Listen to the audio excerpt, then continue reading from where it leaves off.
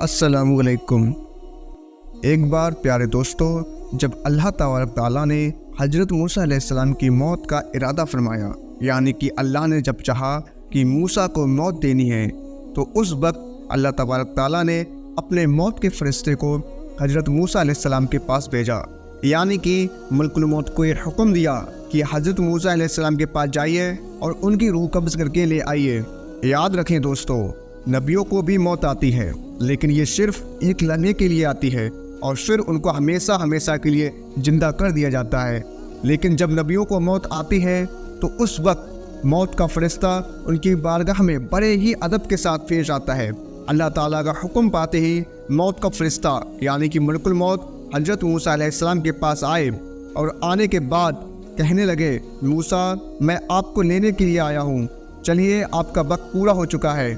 یہ سن کر حضرت موسیٰ علیہ السلام نے فرمایا، تم یہ کیا کہہ رہے ہو، کہاں پر چلنا ہے؟ تو حضرت اسرائیل علیہ السلام کہنے لگے کہ میں موت کا فرشتہ ہوں اور آپ کو لینے کے لیے آیا ہوں۔ یہ بات سن کر حضرت موسیٰ علیہ السلام نے فرمایا کہ اچھا، تو تم مجھے مارنے کے لیے آئے ہو، تم مجھے موت دینے کے لیے آئے ہو۔ اتنا سنتے ہی وہ موت کا فرشتہ کہنے لگا کہ ہاں، میں آپ کو مارنے کے لیے آیا ہوں، میں آپ کی روح قبض کرنے کے لیے آیا ہوں۔ بس اتنا سننا تھا کہ حضرت موسیٰ علیہ السلام ناراض ہو گئے اور آپ نے موت کے فرشتے کو یعنی کہ ملک الموت کو ایک زوردار تھپڑ جڑ دیا، اور تھپڑ اتنا زور کا تھا کہ وہ سیدھا ملک الموت کے چہرے پر جا کر لگا، جس سے حضرت اسرائیل علیہ السلام کی ایک آنکھ باہر آ گئی۔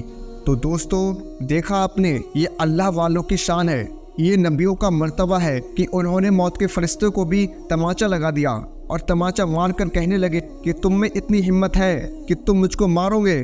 پیارے دوستو، ہمارے لیے تماچہ لگانا تو دور کی بات ہے، اگر کوئی ملک الموت کا نام بے ادبی سے لے لے تو اس کی روح کانپ جائے، لیکن یہ تو اللہ تعالیٰ کے نبی کی شان ہے کہ انہوں نے موت کے فرشتوں کو بھی تھپڑ مار دیا۔ دوستو، حضرت موسیٰ علیہ السلام نے جیسے ہی موت کے فرشتے کو تھپڑ مارا تو وہ تھپڑ اتنا زوردار تھا کہ اس سے ملک الموت کی ایک آنکھ باہر نکل آئی۔ پھر موت کا فرشتہ اپنی ایک آنکھ ہاتھ میں لے کر اللہ کی بارگاہ میں پہنچا اور عرض کرنے لگا، یا اللہ، آپ نے مجھے ایک ایسے شخص کی روح قبض کرنے کے لیے بھیجا جو مرنا ہی نہیں چاہتا ہے، اور اس نے تو مجھے ایک زوردار تھپڑ بھی مار دیا۔ یہ سن کر اللہ کی رحمت نے گویا کہ مسکرایا اور پھر ارشاد فرمایا کہ اسرائیل، جب تم ان کی بارگاہ میں گئے تو ان سے جا کر تم نے کیا کہا؟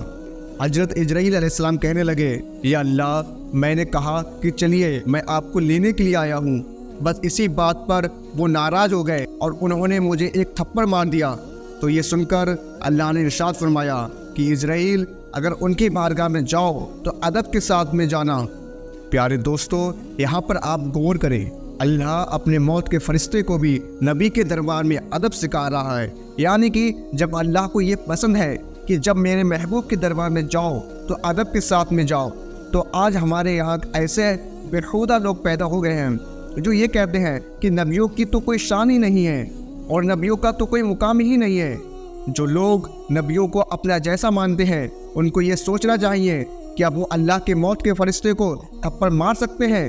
ہرگز نہیں، کیونکہ موت کے فرشتے کا نام تو سن کر بڑے بڑوں کی حالت خراب ہو جاتی ہے، اور اللہ کے محبوب بندے جو موت کے فرشتے کو بھی تماچہ لگا سکتے ہیں، اور ایسی صورت میں اللہ بھی ان پر ناراض نہیں ہوتا۔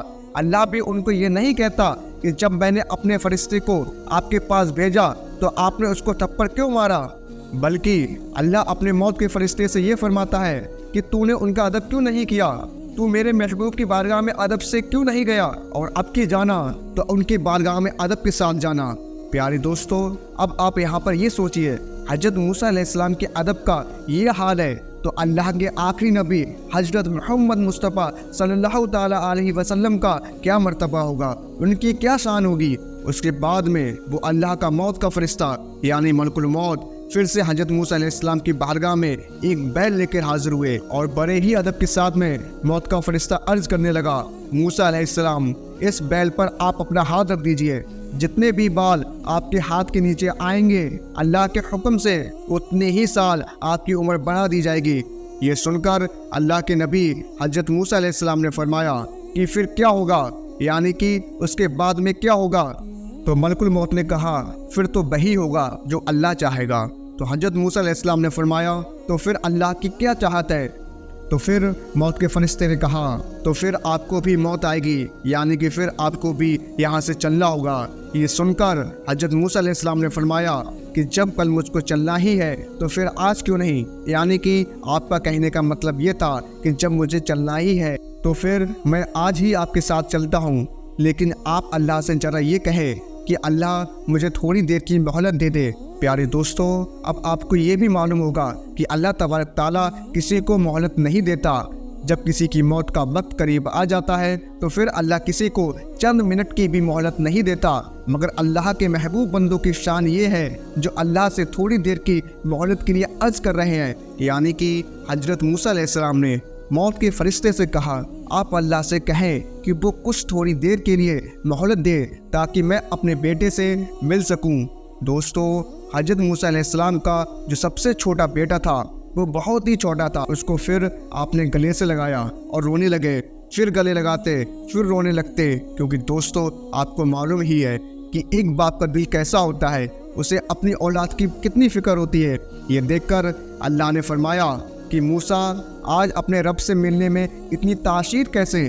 اس سے پہلے جب بھی میں آپ کو کوہ طور کی پہاڑی پر بلاتا تو آپ دوڑے دوڑے چلے آتے۔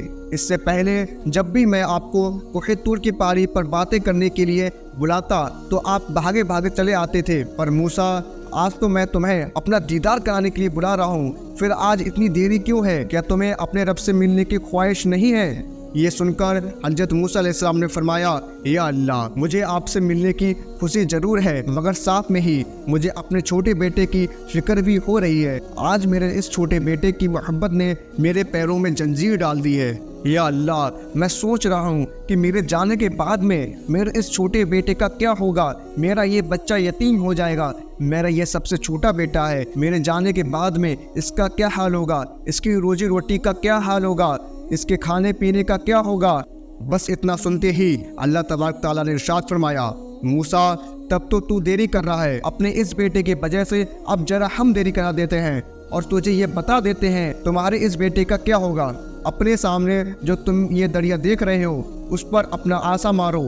ارشاد الہی پاتے ہی حضرت موسیٰ علیہ السلام نے دریا پر اپنا عصا مارا، عصا مارتے ہی دریا پھٹ گیا، اور جیسے ہی دریا پھٹا تو دریا کی تہہ میں ایک چھوٹا سا پتھر پڑا ہوا تھا۔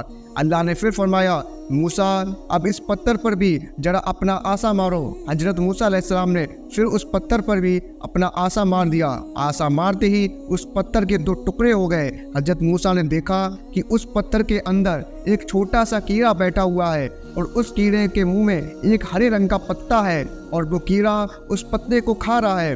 حضرت موسیٰ علیہ السلام نے دیکھا کہ دریا کی تہہ میں ایک پتھر تھا، پتھر کے بیچ میں ایک کیڑا تھا، جہاں پر ہوا پانی کچھ بھی نہ تھا، مگر اس کے منہ میں ایک ہرے رنگ کا پتا ہے جسے وہ کھا رہا ہے۔ یہ دیکھ کر حضرت موسیٰ علیہ السلام بہت حیران ہوئے اور اللہ کی قدرت پر قربان ہونے کا دل چاہا۔ پھر اللہ تبارک تعالیٰ کا ارشاد ہوا اے موسیٰ، دریا کی تہہ میں ایک پتھر کے بیچ میں ایک کیڑا اور کیڑے کے منہ میں پتا، جب ہم اس کیڑے کو رزق پہنچا سکتے ہیں یہاں پر ہوا پانی بھی نہ پہنچ سکے، تو پھر تمہارا یہ بیٹا تو پھر بھی ایک انسان ہے۔ جب ہم پتھر کے اندر کے کیڑے کو نہیں بھول سکتے تو پھر تمہارے اس بیٹے کو کیسے بھول جائیں گے؟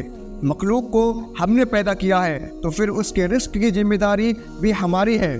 پیارے دوستو، بندہ اگر اللہ کا وفادار بن جائے، اللہ پر مکمل بھروسہ کرنے والا بن جائے، تو پھر اللہ اپنے بندوں کی ہر مشکل کو مٹا دیتا ہے۔ اگر آپ کو بھی اللہ کی ذات پر مکمل بھروسہ ہے تو آپ اس ویڈیو کو دل سے ایک لائک کر کے اور ثواب کی نیت سے اس ویڈیو کو اپنے دوستوں تک ضرور شیئر کر دیں۔ پیارے دوستو، ہم ملتے ہیں پھر ایک نئے ویڈیو کے ساتھ، تب تک کے لیے السلام علیکم، اللہ حافظ۔